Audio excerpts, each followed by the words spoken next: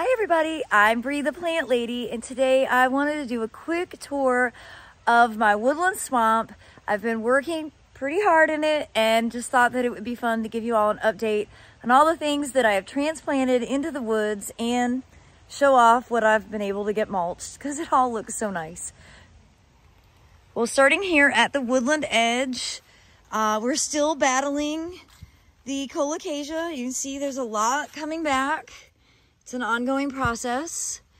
I'm hoping the phlox that I transplanted in here will start to show signs of life. It's not looking very promising right now. Of course, the Lycoris radiata sort of burst into bloom after a rainstorm. That's been a very beautiful sight to see out of my kitchen window. And I'm glad to see, you know, these Edgeworthias looking happy and healthy. And I'm so glad that we've taken this on because this really was an underutilized area of the garden. And well, now it's starting to look like it actually has purpose and that somebody's trying. And well, I am trying. So as we walk through here, it's kind of the main entryway. You'll see I did get this edge mulched, which makes a world of difference. Now there's tons of weeds, there's smilax, of course there's oak trees everywhere. I'm trying really hard to get the microstegium under control, which I see a patch back there. I need to get all that pulled out. And then I started to mulch along here just to give this border some definition. And you can see the juncus is all doing really well. These are cephalanthus that I dug out from the full sun borders at the Carolina Garden House. And then in here are a bunch of native azaleas. And over here is a massive patch of native azaleas. Now I have not gotten this area mulched. I don't think I will in time for the open garden, but I'm trying to give it some definition. Of course, it is raining right now, and I know it's very dark, so sorry, I just wanted to give you a sneak peek.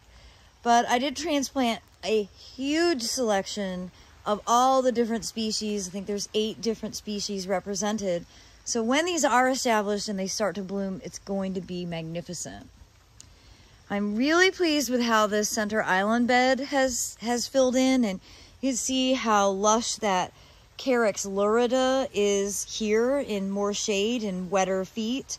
It's nowhere near as yellow as it is out in the full sun. And you'll see that I did transplant a bunch of Carex from the full sun because they look so yellow and ugly.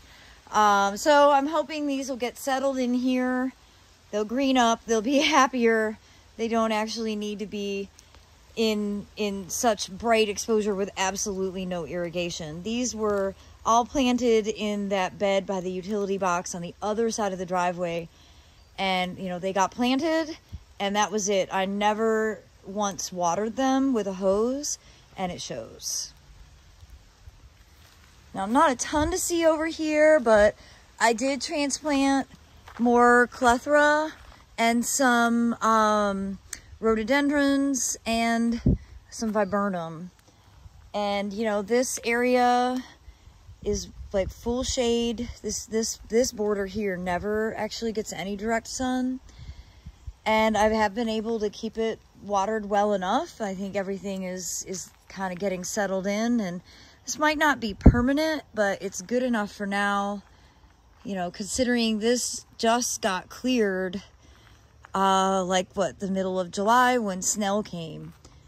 And of course you can see all this patch of hydrangeas. I just laugh and laugh because hydrangeas just drive me crazy, and I have planted more hydrangeas this year than ever in my life. So there you have it.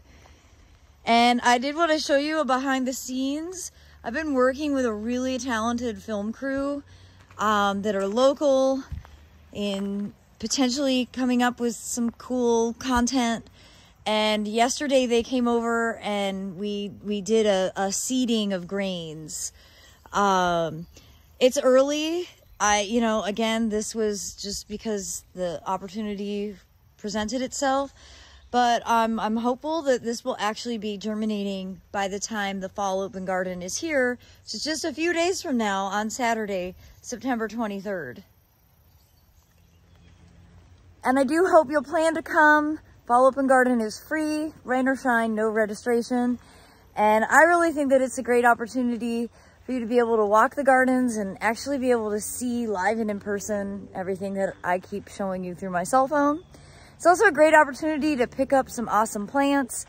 We've got 1 gallon perennials, 3 gallon shrubs, and landscape plugs of ornamental grasses. And of course, all the cottage garden seed. This is the prime opportunity to be able to pick up your poppies and larkspur, nigella, bachelor buttons, all of the cool season seeds that I will be giving instructions on how to grow as we get more into the cooler season, November, December, January. Well, everybody, I hope you'll find inspiration from this quick tour of my woodland, and I look forward to welcoming you on Saturday at the Fall Open Garden. Thanks so much for watching.